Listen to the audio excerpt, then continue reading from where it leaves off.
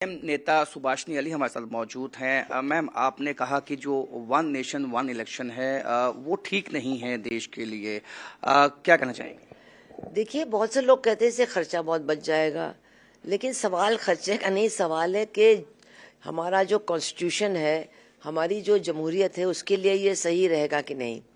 इसमें ये कहा जा रहा है, जब सवाल पूछे गए कि भाई आप एक साथ इलेक्शन करेंगे, पहले भी होते थे, ऐसा नहीं, फर्स्ट इलेक्शन जो 52 का हुआ वो एक साथ ही हुआ, लेकिन इसके बाद फिर अलग अलग क्यों हो रहे हैं इलेक्शन? क्योंकि कभी सेंट्रल गवर्नमेंट मेजॉरिटी से माइनॉरिटी में आ जाती है, जैसा कि हुआ है अटल बिहारी वाजपेयी के साथ भी एक बार हुआ था, वीपी सिंह के साथ भी हुआ, उसके पहले मतलब जो देवगौड़ा थे, चरण सिंह थे, उनके साथ भी हुआ। तो मान लीजिए वो सरकार गिर जाती है, तो फिर आप क्या जब तक स्टेट गवर्नमेंट्स में चुनाव होने का टाइम नहीं आएगा तब तक आप सेंट्रल गवर्नमेंट में भी चुनाव नहीं कराएंगे? तो क्या फिर जो चीज है नहीं कॉन्स्टिट्यूशन में, प्रेसिडेंट्स रूल आप सेंटर में भी लाएंगे? ये एक सवाल है। तो जिस तरह से मैं समझती हूँ, जम्मू कश्मीर के लोगों को बार बार प्रेसिडेंट्स रूल लागू करके उनके जमहूरी हुकूक से दूर रखा गया है, तो क्या हिंदुस्तान की सारी जनता के साथ आप ऐसा इंडी लाइंस पे जो बीजेपी का कहना है कि वो अपना नेता ही नहीं चुन पाए हैं कि कौन पीएम कैंडिडेट होगा।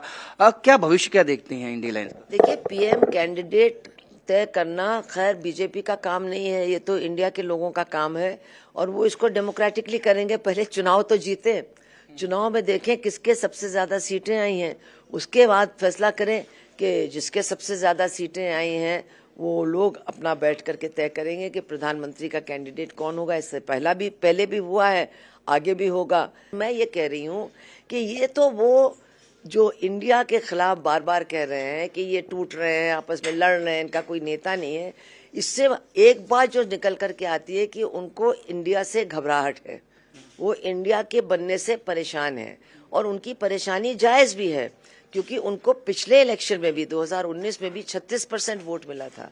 अगर ऑपोजिशन में यूनिटी होती तो ऐसा नहीं है कि जो बाकी वोट है सब इकट्ठा ऑपोजिशन को मिलते, यूनिटी से और भी वोट बढ़ जाते हैं।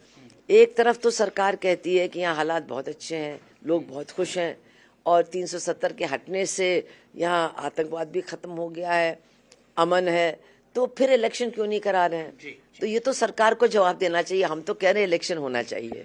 तो इलेक्शन जल्द होना चाहिए, और तमाम विषयों पे अपनी बात रखी सुभाषनी अली, जो सीपीएम की सीनियर नेता है। कैमरामैन नयन दत्त के साथ राजन वैद, न्यूज 18 जम्मू।